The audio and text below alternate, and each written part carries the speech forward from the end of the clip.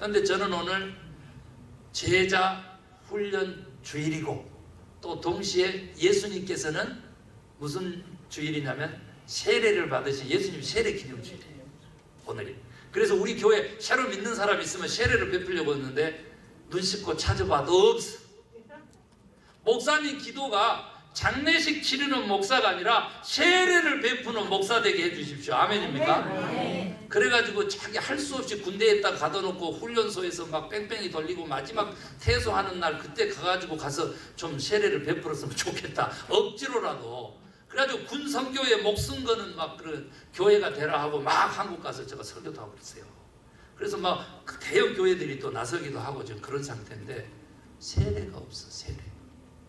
교회의 실상이야. 교회의 실상. 1년에 한 번 모아서 하는데도 없어. 이거 인터넷으로 전 세계에서 봐도 괜찮아. 교회의 실상. 오늘 그런데 이 세례 받다, 이 세례 기념주일에 그 뜻을 살려가지고 저는 오늘 우리들의 생각에 세례를 받고자 합니다. 우리들의 마음의 영혼의 육체에 주님의 말씀의 세례를 받아서 우리의 생각과 마음과 영혼과 육체를 바꾸고 변화시키기를 원합니다. 오늘 그것을 위해서 2019년 한 해가 어떻게 될 것인지 늘 제가 해오던 대로 1월 둘째 주에 2019년 시대 전망을 제가 오늘 하겠습니다. 그걸 하면서 어떻게 하면 우리가 오늘 우리들의 생각과 마음과 영혼과 육체의 우리들의 삶에 말씀의 세례를 받아서 새 삶을 사느냐, 그것을 오늘 말씀을 통해서 은혜를 나누고자 합니다. 여러분 2019년 새해 어떻게 될까 이걸 살펴보는 가장 좋은 방법은 2018년에 저가 송년주일에 또 송구 영신예배 때도 잠깐씩 언급했습니다마는 2018년에 큰 뉴스 소식들, 새 소식들 또 이슈들 그것들을 10가지를 살펴보고 분석해가지고 그것을 기준으로 2019년도 그런 형태로 계속될 것이라고 제가 전망을 하고 빠진 것들에 대해서도 또 첨가하면서 2019년에 어떤 일이 일어날지 궁금하잖아요. 목사님 애언가야? 아니야. 그런데 애언, 하나님의 말씀을 대언하는 그런 차원에서의 애언자다 이 말이에요. 그래서 이 시간 하나님의 마음을 대언하려고 합니다. 2018년 하나님이 주권하신 그 한 해에 여러분요 10대 뉴스를 종합해서 살펴봤더니 전 깜짝 놀랐어요. 평균을 내가지고 제가 한 겁니다. 뭐 여기저기서 10대 뉴스를 하니까요. 그랬는데 10가지 중에서 5가지가 뭐냐면 경제 문제였어요. 먹고 사는 문제였다고. 그러니까 절반 이상이 다 물질하고 관계된 새로운 소식이었고 뉴스였고 그리고 이슈였더란 말이에요. 그렇게 주제를 삼았더라. 온 사람들의 관심이 그렇게 경제 문제에 집중되어 있었더라. 이렇게 결론 내릴 수가 있어요. 그러면 2019년 어떻게 될 것이냐? 같아요. 더구나 하필이면 또 황금 돼지해야 돼가지고 미신적으로 그냥 내 부가 이만한 그냥 뚱뚱한 돼지처럼 그렇게 좀 됐으면 좋겠다. 그런 기대를 가지고 2019년 경제 전망 어떻게 할 것인가? 그죠? 아니 트럼프 대통령 돼가지고 자기가 2년 동안 했더니 말이죠. 어마어마하게 잘 살게 되었다. 미국 경제가 좋아졌다 그러는데 우리의 피부에 안 닿아오잖아요. 어떤 사람은 또 어려워졌잖아요. 한국에서 우리가 더불어 잘 살아보자 하고 소득 주도 성장론을 펴면서 경제정책을 폈는데 허위 1년 6개월 동안 8개월 동안 지금 뭐 효과가 없다. 이런 지금 얘기들이 막 쏟아져 나오는 지금 이때입니다. 2019년 어떻게 될까 그랬더니요. 2019년 경제전망 책이 나와가지고 그걸 얼른 살펴봤더니 여러분 전 세계 경제학자들이 다 대동소이하게 전 세계 경제가 3.7% 성장할 것이다 이렇게 전망을 했는데 이것은 작년보다 더 감소한 수치다. 다른 말로 바꾸면 작년에 최고치를 치고 올라갔는데 이제 떨어지고 있다. 이렇게 지금 전망할 수가 있어요. 그러니까 경제가 안 좋아질 것으로 그렇게 전망합니다. 이것은 전 세계 경제입니다. 미국도 한국도 다 하향 조정을 하고 세계 경제의 성장을 주도했던 중국이 벌써 3년 전부터 꼬꾸러지기 시작해가지고 계속적으로 다운하고 있어요. 연 10% 이상의 성장률을 보이고 미니멈 7%의 성장률을 보이던 중국이 지금 다시 6%대로 하향 조정을 하면서 지금 조정 국면에 들어가고 있습니다. 그러면 우리가 하고 무슨 상관이 있느냐? 상관이 있다 이거예요. 상관이 있다. 우리도 아무리 노력해도 경기가 좋아지거나 잘 살아지거나 돈을 벌 수 있거나 안 된다는 말이에요. 이렇게 큰 그림으로는 그렇습니다. 그러나 그 중에 나상소망교에 속한 성도님들은 또 잘 살 수도 있다 이런 얘기죠. 아멘. 그 절목에서 좋아하는 거 봐. 다른 사람들은 다 이제 형편없다는데 우리만 좋아진다고 해도 막 아멘 하는 거 봐. 이렇게 또 우리가 이기심이 좀 있는데 이유가 뭐냐? 이유가 여러분요, 한국 얘기를 하면은 실감적으로 탁 다가올 거니까 그 얘기 좀 하고 갈래요. 한국은 해방 이후에요, 친일 세력을 완전히 청산하지 못함으로써 그 기득권을 그대로 유지해 주면서, 왜 그랬어요? 해방을 우리가 쟁취한 것처럼 보여지지만 노력한 사람도 많죠. 그런데 정말 한석헌 선생이 얘기한 대로 하늘에서 뚝 떨어진 떡처럼 말이죠, 미국에 의해서 해방이 이루어졌고 그리고 일제 나가고 미 군정이 시작돼.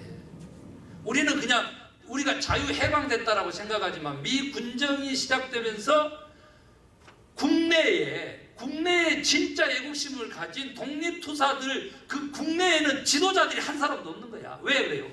일제 박해가 너무 심하니까 친일 세력만 남아있고 다 독립운동하는 사람은 외국에 가 있으니까, 미국하고 중국에 주로 가 있으니까 국내에 지금 현재 미 군정을 도와서 민간을 통치할 세력이 없으니까 일제 시대의 친일파들을 그대로 동영하게 돼요.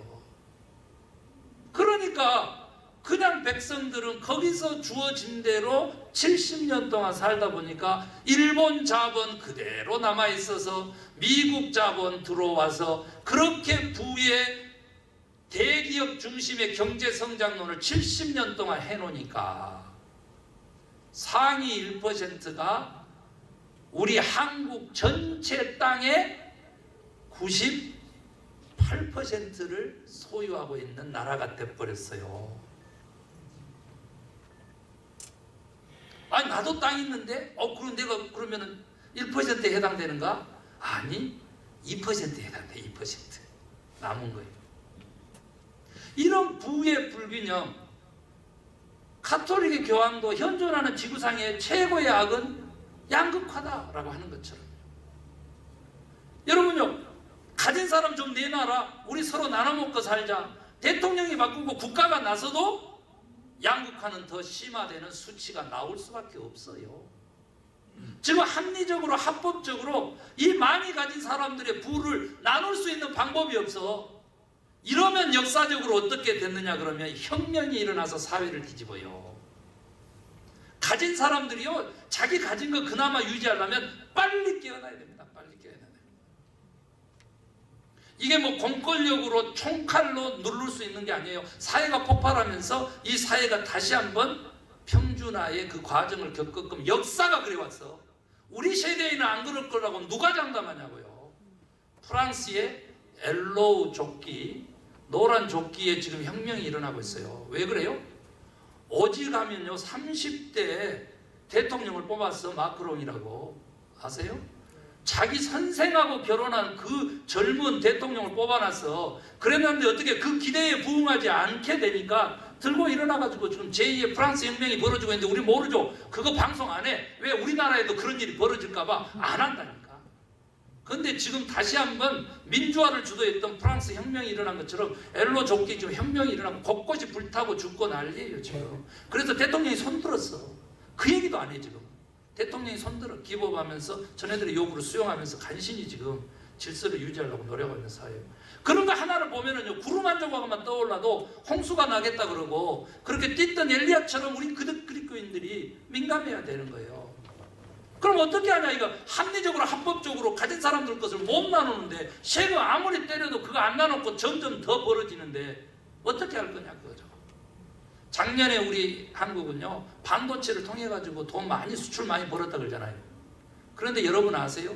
그 반도체 삼성의 자본이 이미 30%가량이 미국 자본이야. 그 다음에 두 번째, 전 전체 그렇게 매각 달러 해가지고 막 분기별로 최고의 수출을 올렸다고 해도 삼성의 직원들 400명 먹여 살리는데 그쳐요. 그러니까 우리 5천만 국민이 눈 빨개가지고 아니 수출을 최고치를 높였다는데 왜 우리한테는 그게 아무 혜택이 없고 안 떨어져. 가진 자들의 세상을 만들어 놨으니까 될 리가 없다니까. 이런 얘기를요 목사가 하면은 저거 빨갱이 아니야 저거? 뭐 저거 사회주의자구만 저거 이러면서 기득권층에 붙어있는 그 편들어주는 사람들도 또 얼마나 많은지 몰라. 자기는 똥구멍이 빼가면서도 가진 사람들 편들면서 쫓아다니는 그 바들이 얼마나 많은지 몰라. 그 또 목사님한테 그럴 거예요. 그 똥구멍 벌려봤어 이렇게 100개 봤어 이럴까봐 내가 깜짝 놀래 지금. 아니요, 진짜 가난한 사람들이 가진 자들의 편을 드는 이상한 선거들을 그동안 쭉 해보잖아요. 신비한 일이에요, 신비한 일. 여러분요, 크리스찬들 교회가 어디에 입장에 섰냐 그러면요, 그 가진 자들의 입장에 섰기 때문에 교회가 지금 끝장나고 있고 오늘 세례자가 한 명도 없는 실상이 된 겁니다. 그럼 어떻게 할 거냐? 그러면 대안이 있느냐? 목사님 찾았어요. 전 세계의 구제금의 85%를 누가 차지하고 있다고? 가난한 사람들이. 그 구제 헌금 85%를 가난한 사람들이 다 하고 있어요. 거기에 비결이 있습니다. 거기에 왜 하나님의 역사하신 게 가진 자들이 내놓는 게 아니야. 여지껏 그 구제 헌금의 85%를 다 가난한 사람들이 십시일반 힘을 모았다고. 거기에 비결이 있는 것입니다. 여러분, 우리 못 가진 사람들 2% 가지고 74억 3천만이 뜯어먹고 사는 오늘날 이 세계 부의 불균형 속에서 2% 안에 있는 우리 74억 3천만에 속한 우리라도 서로 돕고 서로 나누고 서로 협력하고. 아멘 하시면 저는요 여기서 더 구체적으로 가면 교회 내에도요 구제 헌금뿐만 아니라 말 그대로 공공의 자산이 확립이 돼야 돼서 경제 공동체적인 성격으로 가야 돼요. 그리고 이 사회에도 이렇게 자본을 모아서 신용협동조합처럼 그 조합원들 스스로를 서로 도울 수 있는 그러한 소규모의 그 협동조합, 크레드 유니온이라고 해요. 미국에서는 그 크레드 유니온이 각 지역 공동체마다 각 교회마다 막 우중순처럼 생겨나요. 절대 지금 보세요. 은행요 계속 합병해가지고 공룡처럼 몸집을 키우잖아요. 왜 그럴까요? 왜 그럴까요? 경쟁을 해가지고 고객에게 좋은 서비스를 하고 싶은 게 아니고 독점을 해가지고 모든 이익을 더 극대화시키기 위해서 M&A 하는 거예요. 합병하는 거예요. 이 거대 자본 앞에 공룡 앞에서 우리는 그냥 말 그대로 그냥 하루살이야. 하루살이. 공룡 앞에서 하루살이. 여러분요, 이 거대한 만몬의 음모 앞에서 그나마 크리스찬리티를 가지고 살아나려면 우리가 경제 공동체로 힘을 합해야 돼요. 어떤 가정은요 이 어려운 상황에서도 잘 돼요. 이유가 뭐냐 그랬더니 모든 형제들이 자산을 모아가지고 한 프로젝트, 한 꿈이 있으면, 그 비전이 있으면 그 일궈내기 때문에 그 가정은 승승장구하고 잘 돼. 그런데요 다 자기 호주머니 챙기는 가정은요 망하게 돼 있어요. 모닥불을 끄는 방법이 뭐예요? 바닷가에서 모닥불 끄는 방법이 뭔지 아세요, 여러분? 모래로 갖다 퍼묻어라, 바닷물 갖다가 찌끄러라. 아니에요. 타고 있는 나무를 따로따로 분리시켜 놓으면 그냥 꺼져요. 불은 무였을 때, 모닥불일 때 불이 지펴지는 것이죠. 제가 왜 이렇게 경제 문제를 길게 얘기를 하냐면요, 전 세계인의 관심, 크리스찬의 관심이 적어도 절반 이상은 경제 문제로 갔기 때문입니다. 두 번째 관심이 뭐였냐 그러면 한 세 가지 정도 되는데, 미투라든지 갑질이라든지 이런 것까지 다 포함해서 인권 문제까지 포함하면요 정치입니다. 정치. 생활에 아주 뿌리 깊게 연결되어 있죠. 그리고 난 다음에 10가지 중에서 나머지 2가지 거를 합하면 뭐냐 그랬더니 컬처, 문화입니다. 그 속에는요 몸 건강을 위한 스포츠도 있고요, 정신적인 즐거움을 위한 가요도 있어요. 그래서 BTS의 그 한류도 거기에 해당되고 그렇습니다. 저는요 시대 전망을 하면은 한류도 크게 성행할 거예요. 그대로. 그리고 건강에 대한 관심, 몸에 대한 관심 그대로 또 유지될 거예요. 그런데 그 모든 것들이 다 뭐냐 그러면 결국 따져보면요, 한류의 지금 현재 생산 이런 것은 제가 일부 시간에 얘기했는데 우리 잘할 때만 하더라도요, 홍콩류야, 홍콩류. 홍콩의 영화배우 하면은 그냥 우리가 다 사죽을 못 썼잖아요. 그런데 그 시대에, 개발 시대에 홍콩이 일찍 헐리우드 문화를 받아들여서 그렇게 됐다? 이것도 맞는 말이지만 오늘날 우리들의 한류는요, 홍콩의 바톤을 이어받아서 아무 의미 없는 게 아니고 신비하게도 일본에서부터 그게 이루어졌는데 한국의 이 불균형 속에서 꽃피었던 유일한 출구로서의 이 양극화 속에서, 불균형 속에서 갖는 그 진실함, 그리고 그 불균형 속에서의 균형, 이퀄리티를 추구해가는 그 컨텐츠 때문에 한류가 불기 시작한 거예요. 분석을 바르게 해야 돼요. 현란한 화려한 조명이라든지 칼군무 이런 공동체적인 이런 그 의미도 있어요. 그런 요소들도 있겠죠. 그러나 근본적인 것은 사람을 감동시키는 그 속에는 아이러니하게도 사회 구조적인 불균형 속에서의 정말로 높은 인류의 가치를 추구하면서 그것이 전 나라의 인류에 수출되고 있다는 사실이에요.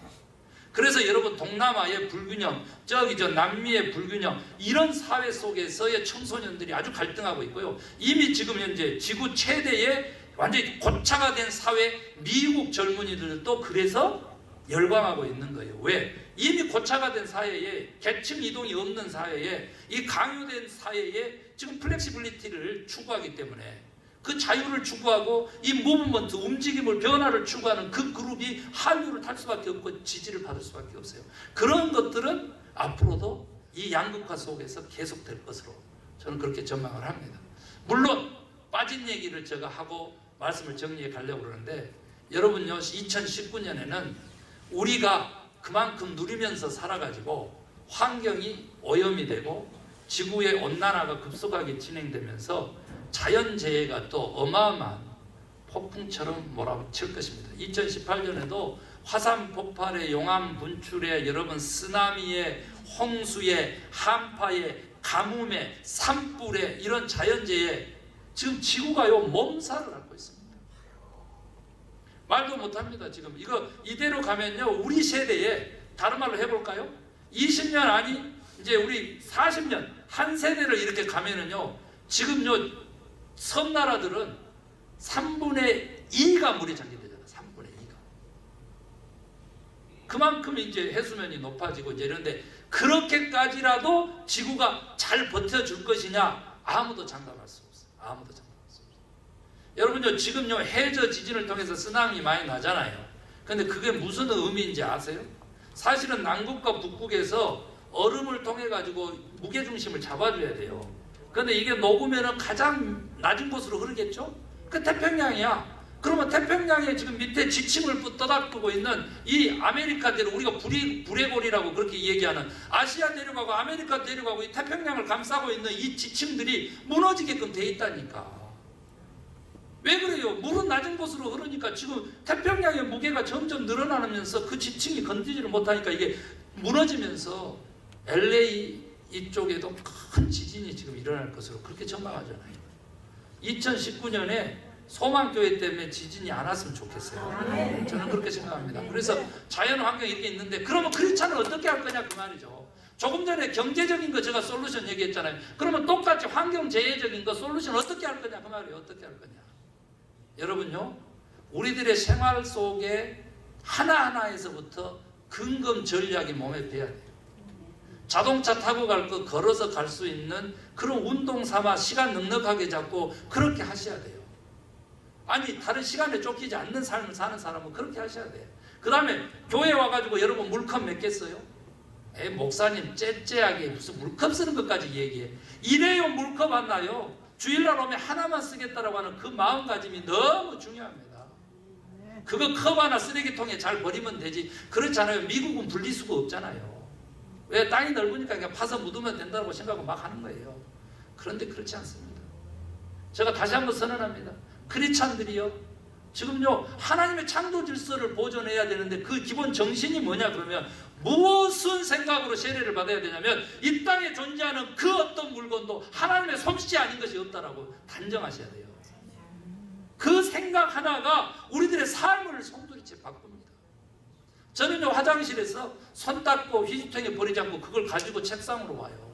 그러면 책상이 막 휴지로 지저분하게 생각해. 다른 사람들은 모르는 사람들 겉만 보면 저 휴지 좀 쓰레기통에서 치우고 살지. 아이 지저분하게 목사가 그 책상이 이렇게 지저분해 이런다고.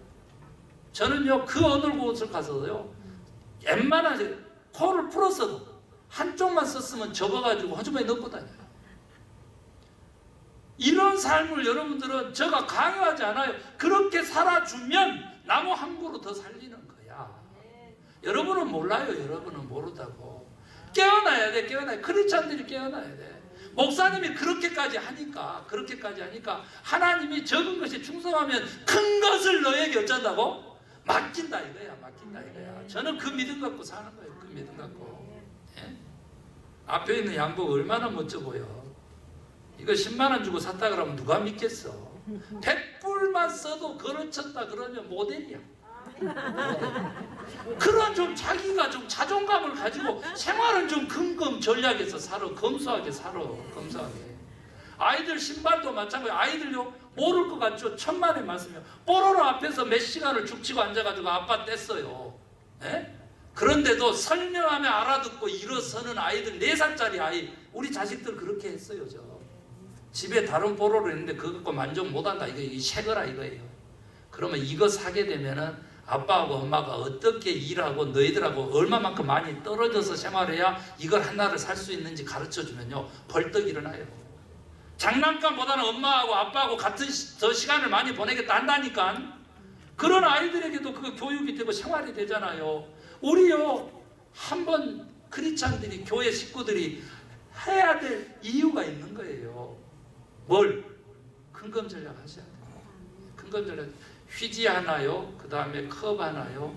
우리가 아끼면서 그렇게 생활해야 돼요. 그것이 하나님의 창조 질서의 보존이고 우리가 축복받는 비결입니다. 아멘입니까? 네. 제가 너무 이렇게 실제적인 것을 많이 하고 있어요. 그런데 새해에도 난민의 문제가 해결되지 않을 거예요. 전 세계적으로 일어나요. 이 난민 문제는. 왜 그러냐면 전쟁이 있어서 기아가 있어서 근본 원인은요 양극화예요. 불균형이에요. 한쪽으로 치우쳐 있기 때문에 벌어지는 일에 그 난민까지도. 그런데요 그들을 대하는 우리의 태도가 너무 중요해요. 제가 여기서 다시 보수 진보의 사상 이념 교육할 생각은 없어요. 그러나 한 가지 분명한 것은 얘기하고 싶어요. 왜? 생각의 세례를 받아야 되니까. 여러분요 우리는 하나님 앞에서 누구나 다 평등한 존재로 지음받았어요. 아멘 하시기 바랍니다. 보수는요 그 근본 정신이 디퍼런스라고 하는 가치에서 출발해요. 나는 너와 다르다 이거야. 엘리트 교육시키기 위해서 리더 한 사람 세우는 게 이 세상을 지배하고 이롭게 한다 이거야. 그런데요 진보는요 이퀄리티에서 그 가치 생각을 출발합니다. 크리스찬은요 이퀄리티에서 디퍼런스로 가고 그리고 궁극적으로는 엑셀런시를 표방하는 삶이 크리스찬의 삶입니다. 그런데 교회가 어떻게 자리매김했냐면 디퍼런스의 자리를 잡고요 엑셀런시를 추구하는 엘리트 의식으로 빠졌기 때문에 뭘 무시하고 이퀄리티를 평등을 무시하고 곧 마틴 루터 킹 주니어 벌스데이가 오잖아요. 그래서 저 또 설교하는 거예요. 왜? 다음 주에 못하니까. 근본적으로 크리스찬은요 진보해야 하는 거예요. 진보해야 하는 거예요. 이퀄리티에서 출발해야 하는 거예요. 그리고 이 세상과 다른 디퍼런스를 가져야 되는 거예요. 그리고 난 다음에 하나님이 추구하는 온전한 그 엑셀런시를 표방해야 되는 거예요. 그러면서도 다시 낮아지는 이퀄리티를 가질 때 그 사람이 진정한 크리스찬이야. 크리스찬. 이 생각의 세례를 못 받았기 때문에 교회가 무너지고 주님의 몸이 상하고 암 걸리고 죽어가는데도 깨어나지도 못하는 게 깨어나죠. 오늘 본문에 보면은요 제가 14절부터 읽으려다가 제가 안 읽었는데 이래요. 잠자는 자여 깨어서 죽은 자들 가운데서 일어나라. 그리스도께서 너에게 빛을 비추이리라. 아멘 하시기 바랍니다. 우리 크리스찬들이 잠에서 깨어나야 돼. 오늘 세례주일이라 생각의 세례를 받자 그랬죠. 설교 제목이 뭐예요? 설교 제목. 세월을 아끼라. 왜 그래요? 때가 악하기 때문에. 때가 악하기 때문에. 때가 악하기 때문에. 여러분요, 그 때에 대한 설명을 제가 해볼게요. 우리 인간은요, 크로노스의 시간을 살아요. 횡적인 시간. 그래서 끝이 있어요. 그런데요, 하나님의 시간은요, 카이로스, 총적인 시간. 그런데 우리가 믿는 믿음은요, 이 횡적인 시간 속에 종적인 시간을 붙잡고 사는 믿음이에요. 그래서 영원한 세계로 가는 거예요. 그 종적인 시간, 카이로스의 시간이 지금 현재 오는데 급격하게 온다는 거예요. 제가 겁줄 생각이 없어요. 오늘 이 시간 갑자기 LA에 대지진이 올 수도 있다니까. 그렇게 갑작스럽게 때가 와요. 그 세월을 아끼라고 하는 그 아끼라고 하는 단어는 뭐냐 그러면요, 세월을 아끼라 통틀어서 때가 악하니라 이 한 구절을 통틀어서 우리가 이해를 하면 존재하는 모든 기회를 네가 붙잡아라, 그런 뜻이에요. 그럼 무슨 말이에요? 현재에 충실하라는 거죠. 황금보다 훨씬 중요한 금은 지금이다. 지금 충성하고 지금 순종할 때 우리는 그것이 세월을 아끼는 것이 된다, 그 말이에요. 오늘 여기 말씀 듣고 예배 끝나면서 곧바로 우리가 모든 것을 다 아끼는 근검, 검소, 전략하는 그런 삶을 살아내면서 다른 사람을 위해서는 나누는데 흡족한 시간도 물질도 나누는 데는 풍성한 그러한 삶을 살면 그 사람이 가장 부자고 그 사람이 천국의 백성인 것입니다. 그것이 하나님 아버지를 둔 자녀되는 삶이야. 자녀되는 삶. 저는요, 억 달러를 가지고 살아가는 사람하고도 내 성경 공부해봤다니까. 그런데 생각의 세례를 못 받으니까, 오늘 여기 지혜롭게 생각하라고 하는 것이 생각의 세례인데 그걸 못 받으니까 어떠냐면 거지야, 거지. 아직도 요 거지가 득실득실 해가지고 세상에 그 가난한 전도사 것을 삥 뜯어 먹으려고 눈이 뻘게 1억 달러 재산을 가진 장로가 돼가지고 12시간씩 14시간씩 짜배가지고 교회 하고 있는데 거기서 와가지고 세상에 어떻게 할 거예요? 어떻게 할 거예요? 자식들이요, 이미 정신병에다가 마약 중독자에 다 심판받아버려요. 심판받아버려요. 그런 사람이 한두 명이 아니에요. 여러분요, 제가 경고 무서워서 공포 조장하려고 하는 게 아니고 우리가 온전한 생각을 하게 되면 2019년 크게 축복받습니다. 아멘입니까? 하나님이 크게 역사하십니다. 그래서 완전히 우리를 변화시키셔. 어떻게 변화시키냐 그랬더니요, 첫 번째 성령 충만함을 받으라 그랬어. 성령 충만하게 돼. 성령의 지배를 받고 성령만을 의지하게 돼. 그러면 성령 충만하게 돼서 세상의 물질적이고 육적인 소욕을 다 멀리할 수 있는 비결을 우리들에게 가르쳐 주신다고 약속하셨습니다. 그게 뭡니까? 18절에 나와서 술 취하지 말라, 대신 성령의 충만함을 받으라. 아멘입니까? 그러면 17절에 보면 뭐냐 그러면 주의 뜻이 무엇인가를 이해할 수 있도록 해줘. 그 주의 뜻이 뭐냐 그랬어요? 마지막 21절에 나온 대로 주를 존경하면서 어떻게 해요? 서로 어떻게 하라고? 피차 복종하라. 그리스도를 경외함으로 피차 복종하라. 이것이 뭐예요? 주님의 뜻이죠. 주님의 뜻을 분별하는 세 가지 기준 제가 얘기했는데 기억하신 분? 감사합니다. 없어서 제가 한 번 더 해드려요. 지금 우리도 이 시간에 이것이 주님의 뜻입니까? 나의 뜻입니까? 주님의 뜻을 가르쳐주세요. 기도하잖아요. 모든 선택 앞에서 우리는 그렇게 써 있어. 그러면 세 가지 기준을 딱 대면은 주의 뜻을 확실하게 확인할 수 있어요. 첫 번째가 뭐냐면 진리의 기준인데, 진리는 누구? 예수님. 예수님이라면 어떻게 하셨을까? 그거 물어보면 돼. 물론 진리의 3요소가 있지. 보편, 타당성, 영원성, 그리고 유익성. 이 세 가지 진리의 기준이 있죠. 이것을 예수님이 채웠기 때문에 진리신데, 예수님이라면 어떻게 하셨을까? 물어보면 주의 뜻을 금시 알 수 있어요. 그러려면 어떻게 해야 되겠어요? 예수님 어떻게 살았는지 성경 읽으셔야지. 복음을 읽으셔야지. 알아야지. 두 번째가 뭐가 있어요? 생명론적 기준이 있어요. 이거 성경 통틀어서 하는 겁니다. 살리는 것이냐 죽이는 것이냐. 이 지금 비즈니스, 우리 가정을 살리는 것이냐 죽이는 것이냐. 이 말 한마디, 또 이 행동 하나, 이 관계를 살리는 것이냐 죽이는 것이냐. 그 다음에 세 번째가 뭐라 그랬어요? 공동체적 기준. 나 말고 다른 사람도 위한 것이냐. 그것을 생각하고 묵상하면서 행동하면 그게 주의 뜻을 우리가 따르는 그 삶의 길이 돼요. 세월을 아끼는 자, 오늘도 순종하려고 하는 자에게 주님께서는 성령 충만한 뿐만 아니라 주의 뜻을 이루는 삶을 살도록 우리를 독려하신단 말이에요. 아멘입니까? 또 하나 축복이 있는데 그거 소개하려고 그러는데 그 다음 절부터 나오는 건데요. 19절 시와 찬송과 신령한 노래들로 서로 화답하며 너희의 마음으로 주께 노래하며 찬송하며. 이게 뭐예요? 시와 찬송과 신령한 노래들로 서로 화답하라는 게 뭐예요? 모여서 교회에서 예배하라는 거예요. 교회에서 예배하는 축복을 받아 누리게 돼요. 즉각 순종하면. 아멘입니까? 주일날 아침이에요. 주일 어제도 비 와가지고 별로 몸도 안 좋아. 그런데요, 해하고 상관없이 너 일어나서 교회 가라. 그 마음과 감동을 주시잖아. 이 모여서 함께 예배하는 거 그 큰 축복이고 세월을 아끼는 길이에요. 예배를 얘기하는 거예요. 그 다음에 20절도 보면요, 이렇게 되어 있어요. 범사에 우리 주 예수 그리스도의 이름으로 항상 아버지 하나님께 뭐하라고? 감사하라. 감사하라 했어요. 여러분, 예수 그리스도의 이름으로 하나님 아버지께 감사하는 것이 무엇일까요? 기도요, 기도. 권사님 사랑해요. 깨어있네. 깨어있어. 아직 살아있네. 이러면 또 곤란한데 진짜요. 예수 이름으로 하나님 아버지께 감사하는 거 기도입니다. 기도의 첫 번째 요소가 감사 찬양이거든. 두 번째가 사죄 용서, 세 번째가 우리들의 소원을 아뢰는 거예요. 주의 뜻을 구하는 거죠. 이것이 기도의 3요소인데 마지막 4요소는 뭐예요? 예수 그리스도의 이름으로 하나님 아버지께 올려드리는 그 기도가 크리스찬의 기도입니다. 막 이거 비는 거 이거 아니야. 그 기도를 드릴 수 있게 축복을 해주세요.